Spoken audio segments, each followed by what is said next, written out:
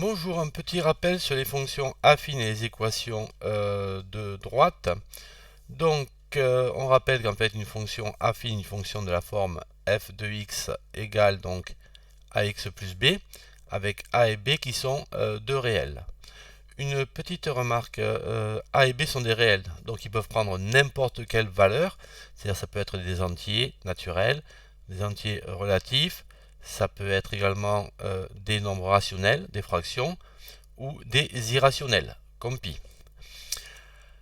Si b égale à 0, on dit que la fonction est linéaire. En fait, une fonction linéaire, c'est un cas particulier donc d'une fonction affine. Il va être très important de repérer qui est a et qui est b. Si je prends f de x égale 3x plus 2, donc a égale à 3, b égale à 2. Attention, si f de x égale moins 2x, donc le a vaut moins 2, le b existe et le b est égal à 0. Si f de x égale à 5, attention, le a existe, il est égal donc à 0 et b égale à 5. Ici, la représentation graphique d'une fonction affine est une droite. En termes de vocabulaire, donc le a s'appelle le coefficient directeur et le b l'ordonnée à l'origine. Si on regarde ici,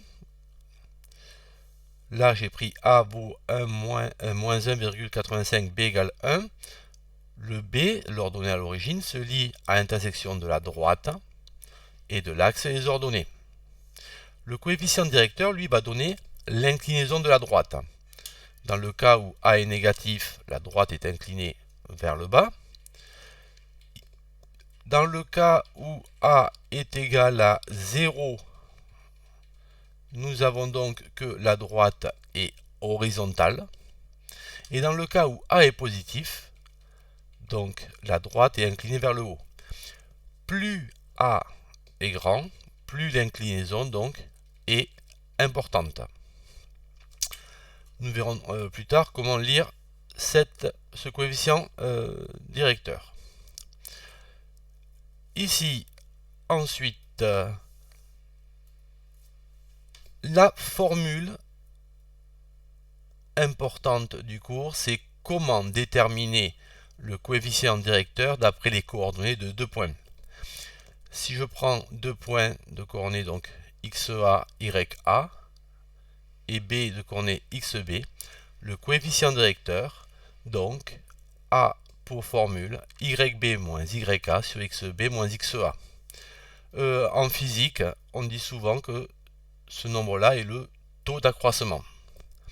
Un exemple, donc, si a est égal à 2, 3 et b 7, 9, donc je fais la différence des yb moins ya, donc 9 moins 3, 6, sur xb moins xa, c'est-à-dire 7 moins 2, 5.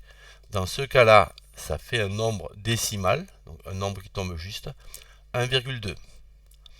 Petite remarque, en physique, vous verrez souvent que votre professeur utilisera delta y sur delta x. La lettre delta, c'est l'équivalent du d, donc en lettres latines, et souvent utilisé pour abréger le mot différence. Donc, ceci est un premier rappel sur les fonctions affines et leur représentation graphique.